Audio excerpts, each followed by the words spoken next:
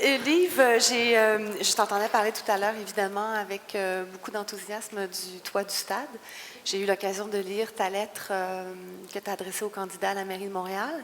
J'ai aussi lu ta position dans une entrevue que tu accordais à Martin Jolicoeur des Affaires. Dis-moi, cette position pour un toit du stade, elle vient d'où? Pourquoi maintenant? Qu'est-ce qui motive je dirais, cette nouvelle position de Tourisme Montréal? Moi, je pense que c'est incontournable. On n'a pas le choix. Si on veut vraiment évoluer dans les ligues majeures, aujourd'hui, tu es bloqué parce que au Palais des Congrès, tu as le Salon de l'Auto qui est au mois de janvier puis qui prend une place importante. Donc, tu peux accueillir aucun congrès au mois de janvier et février. Puis évidemment, au parc aujourd'hui, tu ne peux rien faire quand il y a de la neige qui tombe. Alors, on n'a pas le choix. Il faut avoir de l'espace pour accueillir nos visiteurs, puis être sur le radar pour ces gens-là. Le parc olympique, tout ce que vous avez fait pour l'agrémenter et le donner à ses habitants, à ses résidents, puis vous avez fait beaucoup de choses. Puis je suis certain que la majorité des gens ici ne connaissent pas tout l'ampleur des travaux que vous avez faits, que ce soit les terrains de tennis, tout ça. C'est un incontournable au niveau du sport. Tout ce pôle-là est incontournable. Denis Coderre, évidemment, c'est un gars de sport. Vous avez, je suis persuadé, on les a entendus, tous les candidats à mairie ont dit, on a besoin, je pense tous, on dit qu'on a besoin d'un stade. Il n'était pas sûr si c'était rétractable ou fixe, mais ceci dit, on a besoin d'avoir des expositions, on a besoin d'un centre de foire, on a besoin d'accueillir des grands congrès, et puis le stade, on a ça là, il est là. Et puis, je pense qu'on doit faire cette décision-là rapidement. Puis je suis certain que tout ce que vous avez fait au parc, va porter fruit très rapidement avec une stabilité politique qui arrive très bientôt. Merci. Ève, je te sens brûlante d'impatience de cuisiner notre ami Yves. Donc, Yves, on partage l'amour des chiffres. La conférence de Greg Hermes du Conference Board au mois d'octobre nous annonçait, pour 2013, une croissance au niveau des dépenses touristiques de l'ordre de 4,5 %, un accroissement aussi du nombre de touristes à Montréal. Comment qu'on fait à Tourisme Montréal pour que les dépenses en hôtellerie, en hébergement, suivent la même cadence? Très important. Merci de ta question. Vous savez que vous êtes les membres les plus importants de Tourisme Montréal, évidemment, parce que vous prélevez nos efforts promotionnels. C'est très important.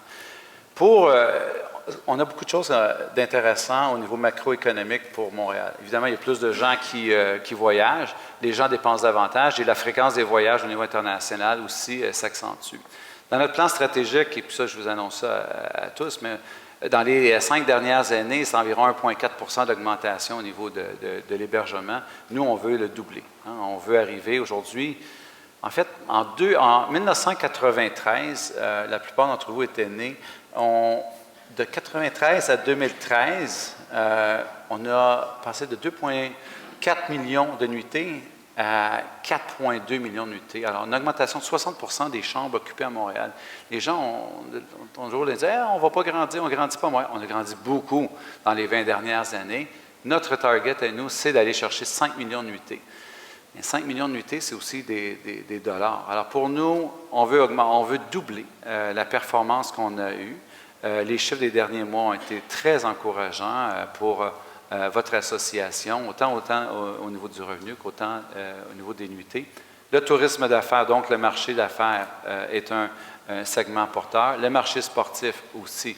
On va y consacrer davantage de dollars. Puis comme je le mentionnais dans le magazine des affaires, on va aller remettre un 5 % de plus au niveau du marché affaires. Donc, ça vous touche directement, vous les hôteliers. Toutes les promotions qu'on va faire, on va les faire avec vous. Montréal à table, c'en est un bon exemple. Cet hiver, janvier, février, mars, c'est pas vrai qu'on ne fera rien. On a déjà des plans. Mais moi, ce qui m'inquiète le plus, c'est remplir l'été. Les gens, ils pensent qu'on est plein l'été. Ils ont peur de venir à Montréal et on n'est pas plein. On est plein pendant le Grand Prix. On est plein en haut, souvent. Oshéaga attire beaucoup, puis c'est une clientèle d'étudiants. Mais on doit remplir entre le mois de juin et le mois de septembre. Et ça, pour moi, c'est là où tu vas chercher un revenu fort intéressant quand tu as déjà une bonne base dans ton hôtel qui est occupé. Alors, il y a plusieurs initiatives, comme je mentionne, qui devraient aider, qui continuent à contribuer à l'essor de nos hôtels à Montréal. Merci. Sébastien, un peu un nouveau visage de la nouvelle culture de Montréal. Maintenant qu'on a un nouveau PDG, qu'as-tu à lui dire? Est-ce que tu es brûlant dans la vie aussi pour poser une question? Oui, je brûle et en tant que représentant des industries dites culturées. J'aimerais rester dans le sens du tourisme d'affaires. J'étais content de lire votre entrevue dans les affaires. Je ne suis pas tout à fait certain de savoir la place justement des événements plutôt à caractère culturel. Est-ce que vous les voyez dans cette définition de tourisme d'affaires-là? Moi, je les vois beaucoup, beaucoup, et je pourrais vous en parler longuement, mais j'aimerais savoir si de votre côté, comment vous les est-ce qu'ils sont dans votre mire? Oui, c'est sûr. Aujourd'hui, Tourisme Montréal dépense 3 millions au niveau des événements. Et puis, je me suis fait amener un peu partout pour m'assurer que je connaissais bien ce milieu-là dans les derniers temps. Alors, j'ai fait plus de musées que j'aurais pensé en faire. Et puis, les activités culturelles, les événements créatifs, nous, on supporte C2 Montréal, comme tu le sais. On va continuer de le faire. La création, c'est important pour nous. C'est un marché, c'est un segment, un des 5 segments, des 5 créneaux les plus importants, la création. Et puis, il y a plusieurs initiatives en ce sens-là. Évidemment, on veut encourager les gens qui commencent aussi avec des nouvelles initiatives.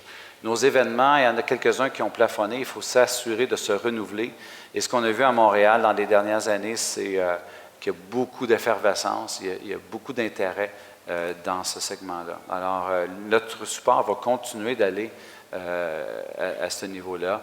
Ça va toujours dans les ranges de 3 millions, mais les gens devront faire leurs preuves pour maximiser le nombre de touristes à l'étranger. Je ne veux pas avoir juste des gens de Montréal et des gens de Québec qui viennent à Montréal. Je veux des gens de l'Ontario, d'Ottawa, puis de Boston, puis du Vermont, puis des Maritimes. Alors, au niveau des événements, il va falloir qu'il y ait cet apport-là, cet intérêt d'aller chercher de l'argent neuf pour Montréal. Alors, même si on a 2 millions au jazz, puis c'est parfait, c'est fantastique, puis on a 2 millions à l'oratoire, puis on a 300 000 personnes qui viennent au Grand Prix, je veux voir des plaques d'immatriculation de l'Ontario. Alors, il faut que ça rentre dans tes critères. À ce moment-là, il faut que tous les gens qui nous soumettent des projets, c'est sûr que le rayonnement de Montréal est important, mais je veux qu'il y ait un indicateur de performance au niveau de la part de marché qui vient de l'extérieur de Montréal. Puis je ne suis pas certain aujourd'hui qu'on fait tous les efforts en ce sens-là. Donc, si je veux faire T pour Toronto et B pour Boston, je les amène ici, c'est ça? Oui, absolument. C'est bon. Oui, on va y aller avec toi, en plus. On va y aller de l'autre côté. Deuxième question pour toi, Sébastien. Ah, super. Bien, ça me permet de faire le lien avec justement la notion de création actuelle, en fait. Ce terme fameux, mais qui est un peu difficile à saisir. J'aimerais savoir comment vous le voyez. Pour moi, c'est l'émergence en créativité. Puis ce que j'observe, en tout cas dans mon secteur, c'est souvent ça qui est un genre de porte-étendard qui est même recherché, qui est à l'international.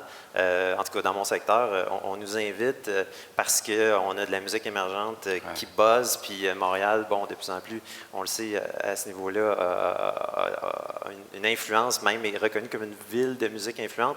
C'est un exemple parmi tant d'autres, mais vous, la création actuelle, vous la définissez comment et comment vous la voyez dans ce geste-là de vouloir mettre Montréal sur la map? Alors, je vais être franc avec toi.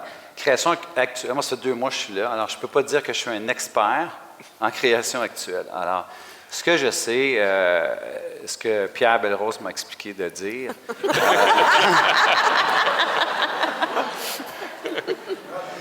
c'est le seul temps où je prends des notes de Pierre, évidemment, là.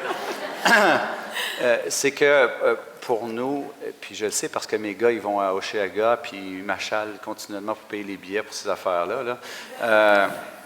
Pour nous, c'est de supporter davantage ces initiatives, que ce soit au niveau de la mode, au niveau de la création, au niveau de la musique électronique, ou peu importe, que ce soit Mutech ou tous les autres là, qui se sont implantés à Montréal dans les derniers temps.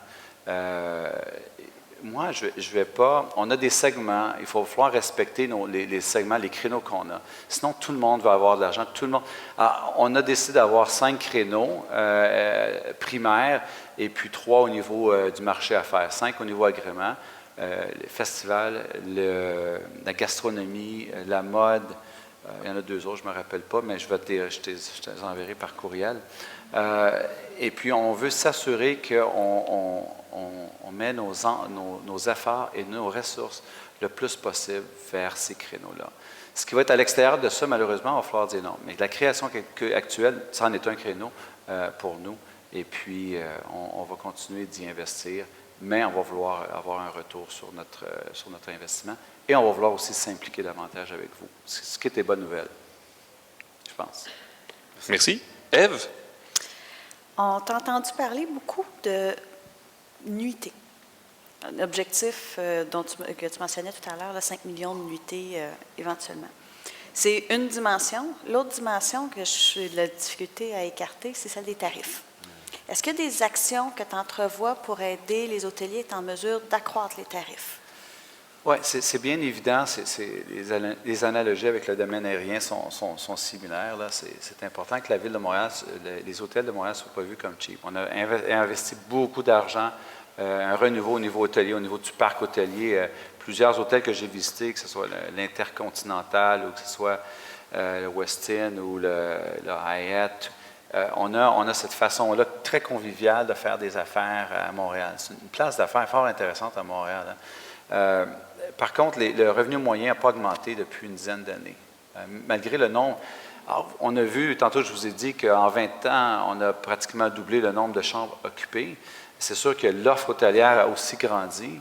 Maintenant, ce qu'il faut voir, c'est s'assurer que le revenu moyen. À la fin, ce n'est pas le nombre de nuitées, c'est le nombre de dollars qu'on va chercher de ces touristes-là. Alors, c'est un objectif qu'on partage en commun.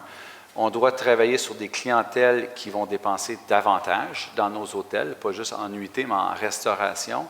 Aujourd'hui, ton marché d'affaires dépense 40 % plus que ton marché d'agrément. Alors ça, c'est important. Alors, si on peut aller chercher dans notre optique stratégique davantage de clientèle du marché d'affaires mid-segment et que ces gens-là peuvent revenir à Montréal aussi parce que le taux de répétition à Montréal, cet aspect-là de fidéliser le client n'est pas assez fort. Les gens, là, quand ils viennent à Montréal là, par affaires, il faut qu'ils reviennent pour loisir ou il faut qu'ils reviennent par affaires. Et on doit utiliser nos ambassadeurs un peu à l'extérieur, que ce soit à Toronto, que ce soit la Chambre de commerce francophone de Toronto. Il va falloir travailler de façon beaucoup plus agressive sur ce marché-là, afin d'avoir le créneau intéressant qui va venir dépenser chez nous. Alors, back of the plane, middle of the plane, puis après ça, notre marché d'affaires. Et puis là, le dernier mois, c'était quoi? 7 $ de plus par nuitée. C'est intéressant. Puis 7 $ de plus par nuitée, c'est beaucoup d'argent à la fin. Hein, quand tu as 21 000 chambres à vendre, alors chaque dollar est très important. Puis pour nous, plus de dollars vous faites, plus qu'on en a à réinvestir dans la promotion, la commercialisation de Montréal. Merci. Maric? Oui, il me semble que Tourisme Montréal a toujours eu une approche de mise en marché très axée sur le centre-ville. Qu'est-ce que tu penses, Yves, des quartiers? Je pense notamment, évidemment, au pôle Maisonneuve qui comprend le Parc olympique, mais notamment aussi les 4 institutions d'espace pour la vie. Quelle place ce pôle-là peut occuper, doit occuper dans le plan de match, dans les grandes orientations stratégiques de Tourisme Montréal? Moi, je pense qu'on peut s'assurer de démolir tous les quartiers, s'assurer qu'à Montréal, le taux d'occupation est le plus grand possible. Non, je tiens, c'est pour de vrai. On ne va pas faire ça. Là, vous aviez peur, là. Triangle touristique. Pour moi, là, c'est clair. Il y a un triangle touristique à Montréal. C'est le pôle Maisonneuve, le parc Jean-Drapeau et la montagne. Hier, je vous ai dit, j'étais à l'oratoire, j'étais en haut, dans le point d'observation.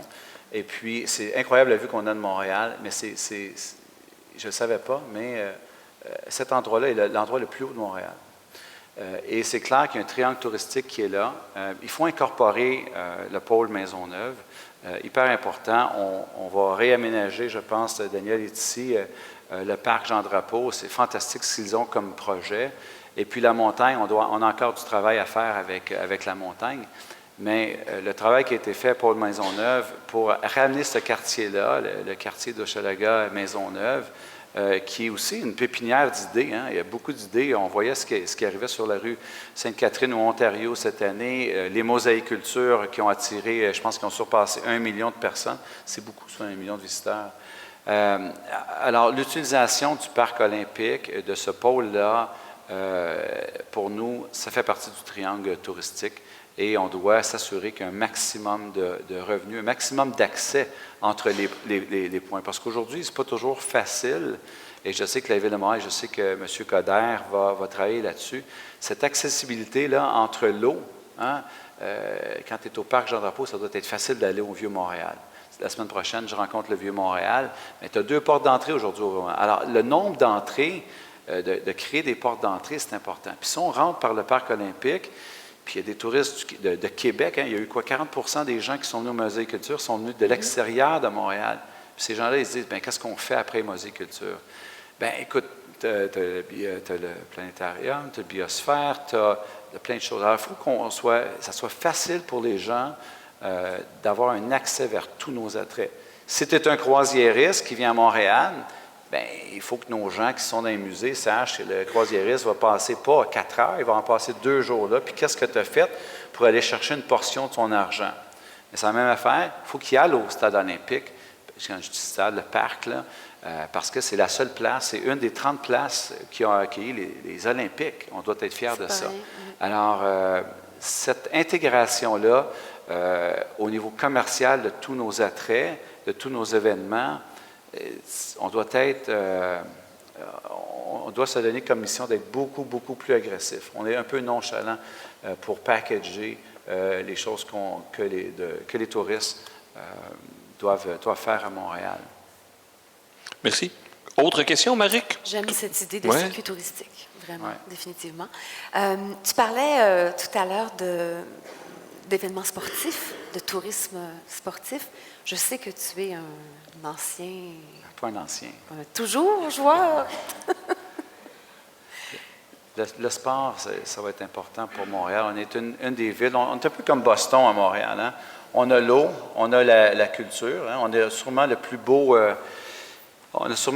vieux Montréal ou le plus neuf vieux Montréal qu'il y a en Amérique du Nord. Puis on a peur de le dire. Hein? Des fois, on dit vieux Montréal, vieux port. Mais pour le touriste, là, they don't care. Hein? Soit vieux Montréal, vieux port. Alors, c'est important pour... Qu'est-ce que je disais, là? On parlait d'événements sportifs. Est-ce qu'on peut vraiment penser... En fait, ma question, c'est vraiment, est-ce qu'on peut vraiment imaginer qu'on peut jouer un rôle majeur là, à Montréal dans le tourisme sportif, dans l'accueil d'événements sportifs et tout? Montréal est vu comme une ville sportive, malgré le fait qu'on ait perdu le baseball. Il y a beaucoup de gens qui viennent pour voir le hockey. Il y a beaucoup de gens qui viennent pour voir l'impact. C'est les compétitions sportives maintenant qu'on doit aller chercher. Okay? Parce que ces compétitions sportives nationales ou internationales, ces gens-là restent souvent pour une semaine au lieu de rester pour 2 jours ou 4 jours. Alors, le nombre de dollars qu'ils dépensent sur une journée est moindre, mais dans l'ensemble, ils sont capables d'occuper un plus grand nombre de nuitées. On doit absolument s'assurer que nos installations sportives sont adéquates pour accueillir sport équestre, la gymnastique. En fait, on est chanceux, on a les sports de glace, on est très fort, et on a le championnat junior en 2015-2017. Qu'est-ce qu'on fait aussi, pas juste pour les avoir, mais maximiser leur temps ici à Montréal. Alors, quand tu as les compétitions sportives des juniors à Montréal, en 2015-2017, comment on peut s'assurer qu'on lit ça avec d'autres événements? Alors, à ce moment-là, on fait un concours de patinoire sur place. Ça peut être hockey bottine, ça peut être d'autres hockey, d'autres compétitions nationales. On met des patinoires au Parc olympique, hein, ou sur le bassin au Parc Jean-Drapeau, et on s'assure que les gens ne viennent pas à Montréal juste pendant 3 jours pendant les compétitions. Tantôt, je parlais du Grand Prix cycliste. L'année prochaine, on a le championnat de la PGA. C'est un événement majeur. J'ai parlé à ma gang à Toronto pour dire, hey, David Whittaker, qui est le président de l'Office, même chose que moi, à Toronto, qu'est-ce qu'on peut faire pour s'assurer que ce n'est pas juste un événement de golf, mais qu'on a peut-être les 4 meilleurs d'Ottawa, de Québec, de Montréal et de Toronto, puis il y a des compétitions pour toute la semaine. Alors, on doit maximiser ces événements-là. Je parlais des Jeux Paname. Alors, vous voyez que le sport, c'est fort intéressant. Et puis, quand vous mettez des filets de tennis pendant la Coupe Rogers, là, Sur l'esplanade. combien d'entre vous savaient qu'il y avait des terrains de tennis sur l'esplanade du Stade olympique? Levez votre main. Ah, quand Puis même. comptez pas de menterie. Alors, 50 des gens, il y a quand même 50 des gens qui ne savent pas, mais ça, c'est une initiative où les gens qui viennent à Rogers vous disent « Hey, moi, j'amène ma famille, puis je peux aller au Parc olympique, puis je peux jouer au tennis, puis c'est gratuit, puis il y a une compétition nationale en plus. » Alors là, vous venez nous aider. Tu sais, vous venez nous aider beaucoup.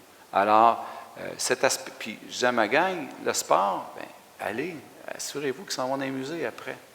Tu sais, alors, qu'est-ce que tu as fait pour t'assurer que quand tu es au Parc olympique, après ça, tu t'en vas au musée McCord ou au musée des Beaux-Arts, etc.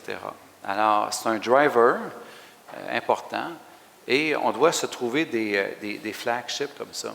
Si dans le Vieux-Montréal, on mettait un Adonis, là, un marché Adonis, là, ça c'est une idée de ma gang, là, bien, il y a des gens qui iraient à Montréal. Il y a plein de gens qui vont au Vieux-Montréal aujourd'hui manger.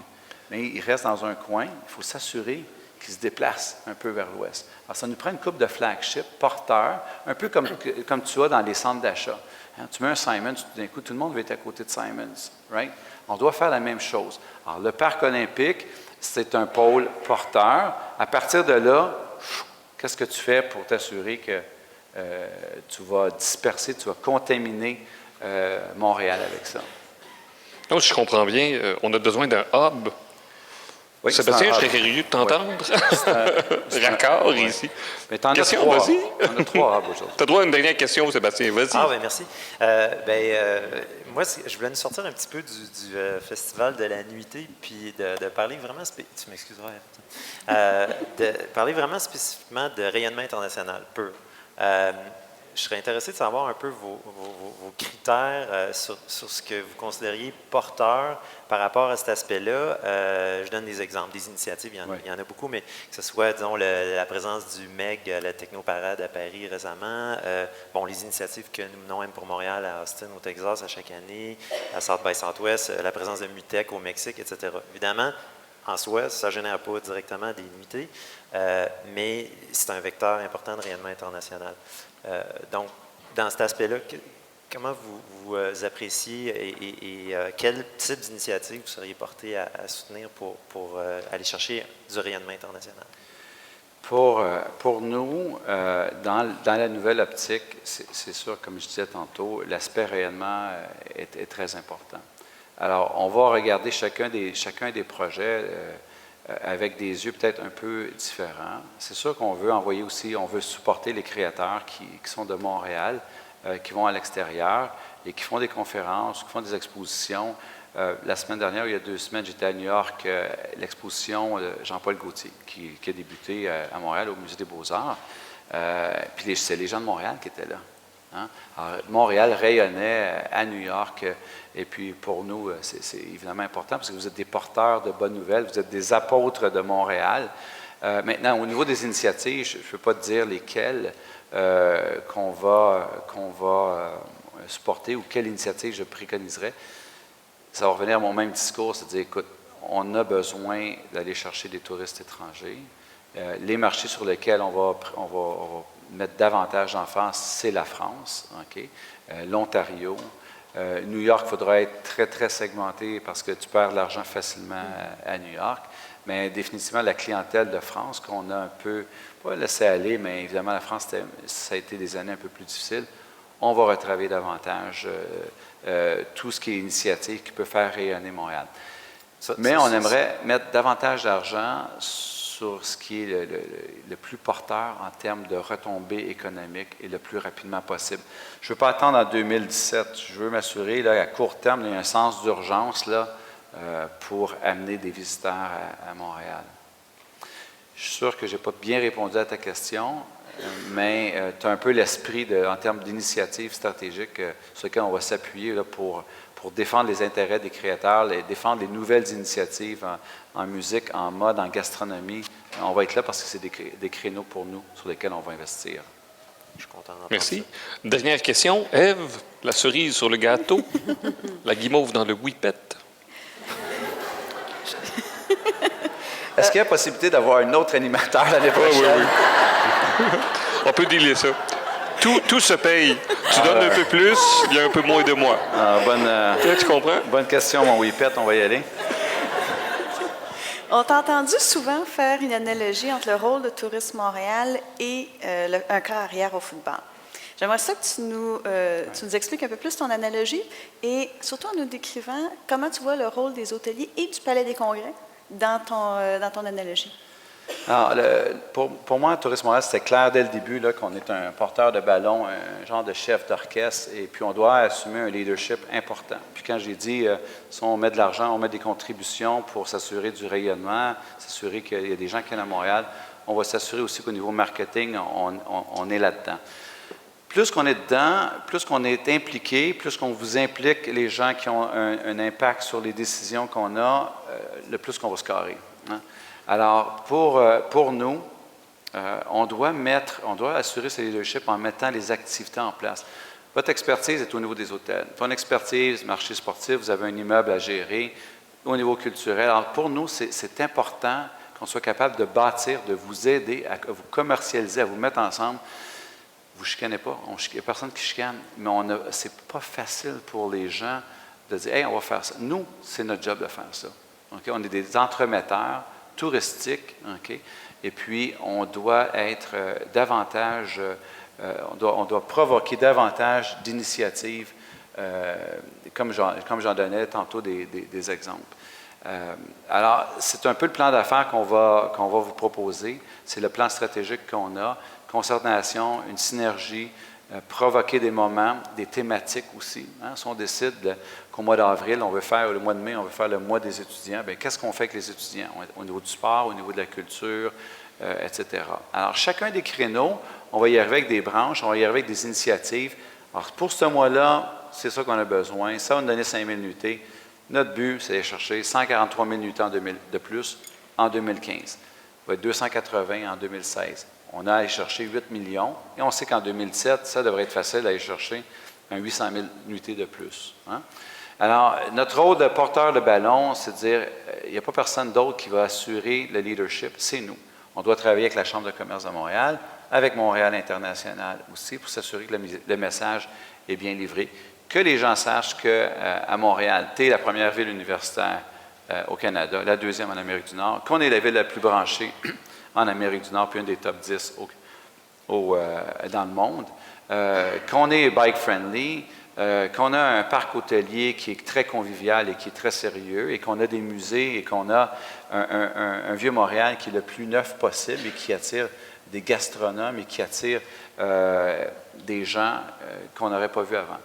On a un problème, c'est que les résidents de Montréal, ils sont fiers, mais ils ont un petit peu peur de le dire de ce temps-là. Puis les gens sont en amour avec Montréal. Puis ça, on le voit, il y a une effervescence fort intéressante à Montréal. Il y a des acteurs intéressants à Montréal. Il y a un renouveau à Montréal. On doit redonner cette fierté-là. Puis on a un rôle important dans le tourisme qui est beaucoup trop sous-estimé en matière économique. Alors ça, pour nous, on doit faire revivre cet aspect-là. Alors les résidents, il faut qu'ils aillent dans le Vieux-Montréal. Ils ont oublié d'aller dans le Vieux-Montréal. Donc, ils vont sur la rue Sainte-Catherine, puis ils restent là. Hein?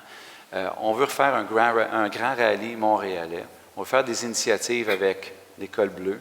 On veut faire des choses qui vont être différentes au niveau de l'accueil. Hein? À place que les touristes viennent à nous, on va aller aux touristes. Alors, bureau d'accueil touristique, le BAT, on veut que ce soit une BAT mobile, davantage de gens qui se déplacent à Montréal pour s'assurer qu'on les dirige. C'est ça un peu le rôle du quarterback, c'est qu'il fait des passes un peu partout. Alors, c'est à nous de bien établir à quelle place qu'on fait les passes, à qui qu'on les fait, puis maximiser chacun de ces dollars-là.